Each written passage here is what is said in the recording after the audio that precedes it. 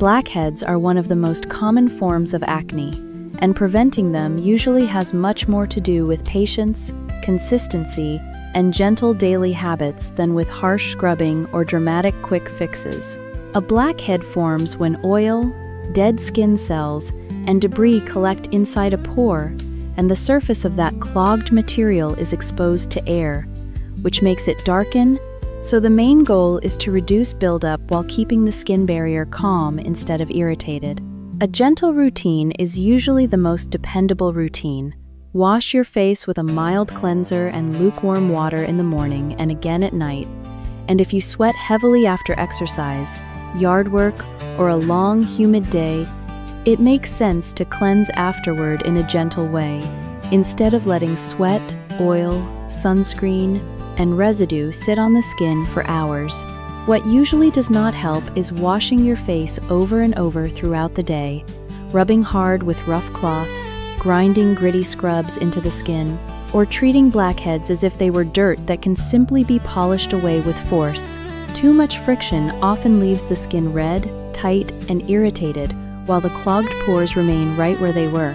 It is also important not to squeeze, pinch, scrape, or try to dig out blackheads with fingernails or random tools at home, because that can increase inflammation and may leave marks or scars that last much longer than the original problem. Choose skincare, sunscreen, makeup, and hair products that are labeled non-comedogenic, oil-free, or water-based when possible, because heavier oily products can worsen congestion. If you use waxes, pomades, or rich leave-in hair products, try to keep them away from the forehead, temples, and sides of the face because those areas often react badly to residue.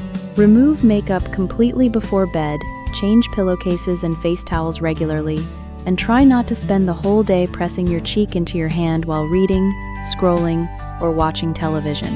If your skin tolerates active ingredients, salicylic acid can help loosen dead skin and reduce pore buildup, and adapalene can also be useful because it helps prevent pores from clogging over time.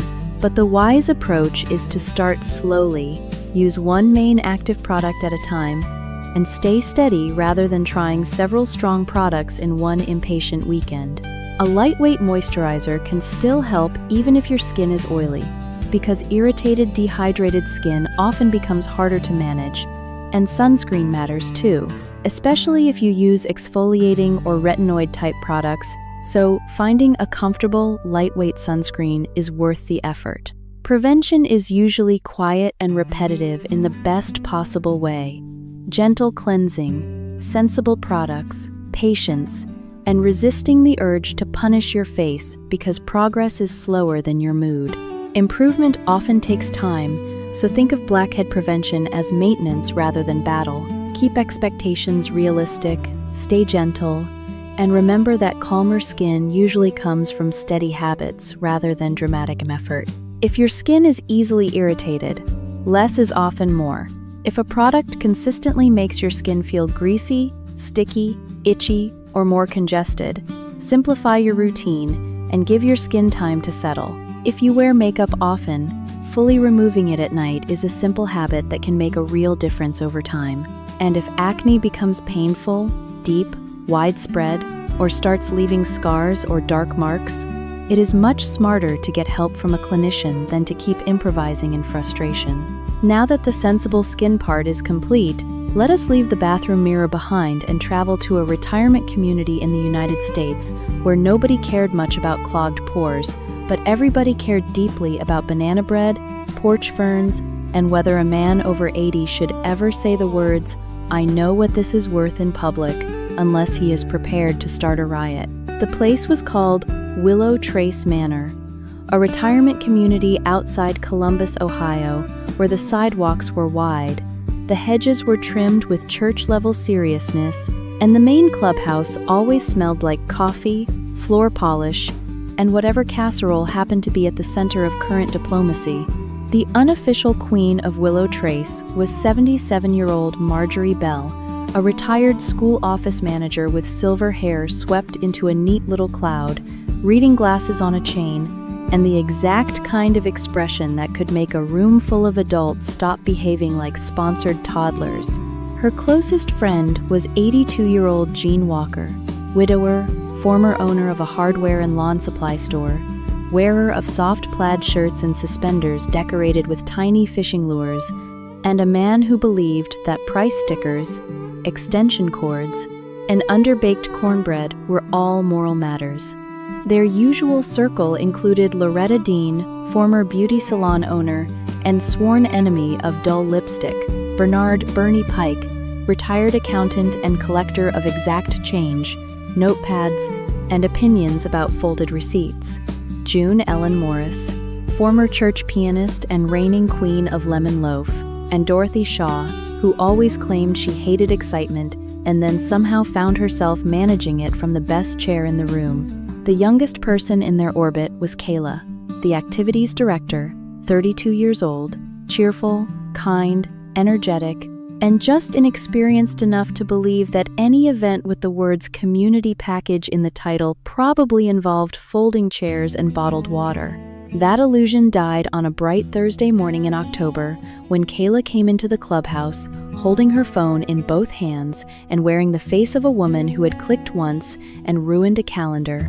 Marjorie looked up from arranging napkins beside the coffee station and said, "Tell us now before my blood pressure begins making choices."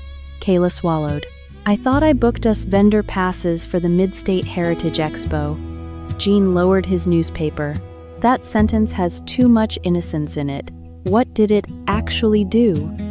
Kayla turned her phone around. Across the screen, in giant, cheerful letters over a stock photo of a wooden chair, a cast-iron skillet, and an aggressively smiling lamp, were the words, "Welcome Willow Trace Manor to the Great American Yard Sale Showdown." The room fell silent so completely that even the ice machine seemed to feel exposed. Loretta leaned in first. "The Great American what?" Kayla closed one eye like a woman attempting emergency prayer. "The Great American Yard Sale Showdown," she said. "I thought it was a heritage market where local vendors displayed antiques and handmade goods. Apparently, it is a live competitive yard sale event. Teams get a booth, a mystery box of donated items, and judges score them on pricing, presentation, salesmanship, and profit." Gene stared at the screen like it had insulted his father's rake collection. Bernie took off his glasses. June set down her coffee cup with the solemnity of a woman hearing bad news through a church door. Dorothy let out one short sound that might have been a laugh and might have been surrender. "You entered retirees into a competitive garage sale," Marjorie said. "By accident," Kayla replied. "A deeply committed accident." It got worse with every sentence. The county events page had already posted that Willow Trace Manor would be bringing vintage wisdom and seasoned negotiation to the showdown. Families had shared it. One grandson had commented, "Grandma Marge, better clean up." A woman from town had written, "Seniors are impossible to hustle at yard sales, and that should be studied." The event coordinator had emailed to ask whether Willow Trace wanted one long table or 2 6-foot tables because your group sounds like exactly the right fit. "Can we cancel?" Marjorie asked, though the shape of her tone suggested she already knew the answer involved public embarrassment and a very chirpy person saying no pressure while clearly applying all of it. Kayla winced. "The booth assignment is printed. The sponsor wall is done. The MC already mentioned us on local radio. They said they were thrilled because older adults understand value." Jean gave a slow, dry laugh. "Well, that is absolutely the wrong thing to say to us. Nobody in Willow Trace actually wanted to spend Saturday under county lights haggling over crockpots, lamps, frame ducks, and mystery boxes of people's old choices. But nobody wanted to be the retirement community that backed out after being publicly described as sharp on value." "Absolutely not," said Loretta. "We are not letting Central Ohio think we're afraid of folding tables. Or sticker guns," added Bernie. "Or strangers pretending they don't want something they obviously want," said Jean. That settled it. By 10:30, the clubhouse had transformed from ordinary coffee hour into emergency resale headquarters. Marjorie became team captain because she had the best chance of keeping 4 adults from turning a lamp into a moral referendum. Jean took logistics because he knew tools, wires, chairs, and the structural weakness of almost every item ever built after 1995. Bernie took accounting because, if there's a contest, there will be numbers, and if there are numbers, I will not permit sloppiness. Loretta claimed visual merchandising and public presentation because, if somebody buys a chipped gravy boat from us, they will do it under good styling. June took refreshments because low blood sugar leads to weak pricing. Dorothy took crowd reading because, in her words, everybody at a yard sale is lying a little bit, and I would like to know in what direction. The first problem was obvious. What exactly did they know about yard sales that would help in a judged event? The answer, as it turned out, was everything. Marjorie had run church rummage tables for 19 years and once managed a bake sale line so efficiently it was still mentioned at funerals. Jean had owned half the tools people regretted buying and all the ones they should have bought. Bernie could price things by emotional depreciation alone. Loretta had an almost supernatural understanding of what women would buy if it were displayed beside a scarf. June knew kitchenware, linens, and the exact smell of something worth taking home. Dorothy had the specific eye of a person who could tell, simply by the angle of a man's shoulder near a card table, whether he was genuinely interested in the toolbox or only trying not to look interested in the toolbox. Then the county is doomed, Jean said. Practice began that afternoon with a mock setup in the social hall. Kayla provided a cardboard box of random donations from the lost and found closet and forgotten activity bins. It contained a ceramic goose, a scratched casserole dish, 2 mystery cords, a framed watercolor of a bridge, a biscuit tin full of buttons, a lava lamp that looked like it had known trouble, a plush frog in a graduation cap, 4 candlesticks, and a book titled 42 Ways to Cook Cabbage. The team stared at the pile for one moment and then became terrifying. The cords are $2 together if they work, 50 cents if they don't, and we do not lie about that, Jean said at once. The casserole dish goes near the holiday linens because women will picture themselves as better organized than they are, Loretta replied.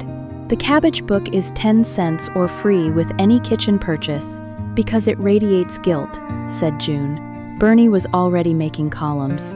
Dorothy picked up the plush frog and said, "This goes near the front. Somebody's granddaughter will force a transaction." Within 20 minutes, the mock table looked plausible, charming, and faintly dangerous. They were good at this, disturbingly good. The second practice focused on haggling. Kayla played the role of difficult customer with such enthusiasm that everyone got a little worried about what future lived inside her. "Will you take $1 for the lamp?" she asked, in the bland, hopeful tone of a woman trying to steal your grandmother's wiring. "No," said Jean. "I'll take 8 because it works and doesn't lie about itself." "I only have 3, Kayla improvised. "Then I recommend returning with 5 more, Jean said. The room broke. Marjorie practiced the kinder version. "I can do 5, because I'd rather see it used than packed again. But I'm not going lower because I'm old, not confused." Loretta specialized in the elegant shutdown. "If you don't love it for 8, darling, then it was never yours at 3. Bernie handled bundle pricing. Dorothy handled the suspicious drifters who picked things up and sighed theatrically. By Friday, word had spread through every hallway. Residents who had no intention of going to the expo showed up with contributions, warnings, and old stories about flea markets in 1978. One widow brought a lace table runner for atmosphere. A retired electrician tested every donated lamp in the building and declared 3 of them morally acceptable. A former antique dealer from Building C wandered in, looked over the mock table once, and said, "Never put the nice stuff in a clump. You want discovery, not inventory." They put him in charge of strategic mystery immediately. Saturday morning arrived bright and crisp with county fair weather so perfect it seemed suspicious.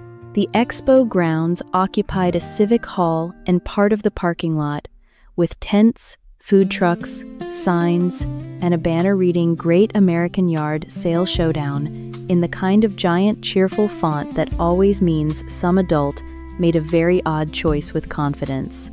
Rival teams were already there.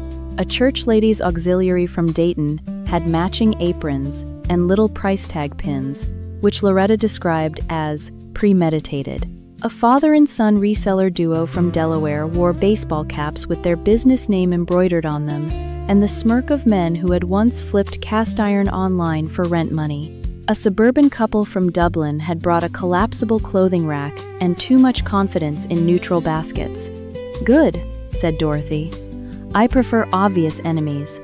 The MC, a booming local auctioneer named Rick, whose voice could probably move livestock and weak-willed cousins, welcomed the crowd and announced the rules.